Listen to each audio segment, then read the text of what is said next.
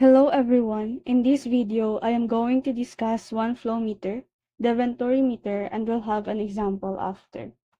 But first, what is flow measurement?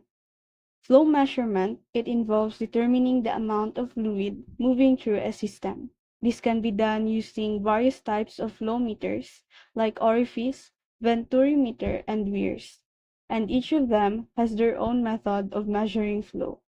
Venturi meter, it is used in measuring discharge through pipes. It consists of converging cone, throat, and diverging cone. The converging cone, it is the section where the pipe narrows down. As the fluid enters, it is forced to speed up due to decreasing cross-sectional area. Throat, the narrowest part of the Venturi meter. It is where the fluid reaches its highest speed and lowest pressure. And the diverging cone, it is where the pipe gradually widens and the fluid flows slows down and its pressure increases. Additionally, the diverging cone helps to smoothly transition the fluid back to its original flow conditions, minimizing energy loss or turbulence.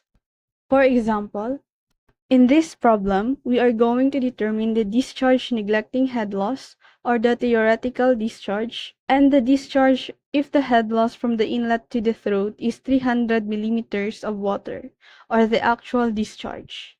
We have the diameter of the main pipe, the D1, 450 millimeter or 0.450 meters, the diameter of the throat, the D2, 150 millimeters or 0.150 meters.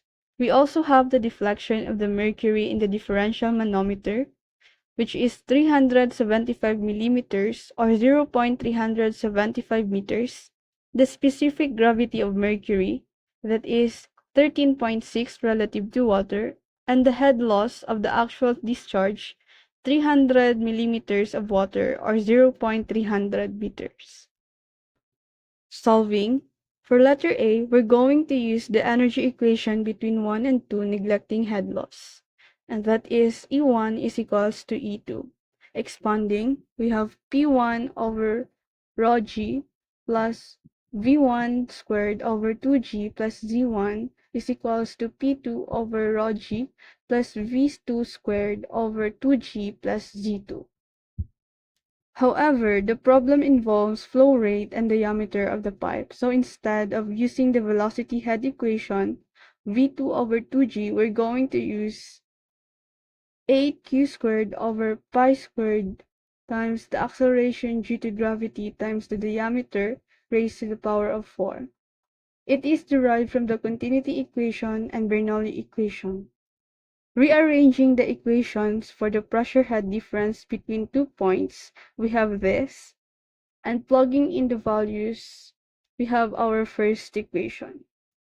Next, solving for the pressure head difference between 2 points, we'll sum up the pressure head from 2 to 1 of water, and we have this. And solving for pressure head difference, we have 4.725 meters. From the equation 1, we'll substitute the value of the pressure head difference between 2 points, which is 4.725 meters, and we get the theoretical discharge, which is 0.1712 cubic meters per second. And for letter B, we'll use the energy equation between 1 and 2 considering head loss. Expanding, we're still going to use the derived equation from the continuity and Bernoulli's equation. Next, rearranging the equation for the pressure head difference between 2 points, and plugging in the values, we'll have the actual discharge with the head loss of 0.3 meters of water, that is 0.1657 cubic meters per second. And that is for this topic. And remember, actual discharge is less than the theoretical discharge due to frictional losses, turbulence, device imperfections, and surface roughness. Thank you and good day.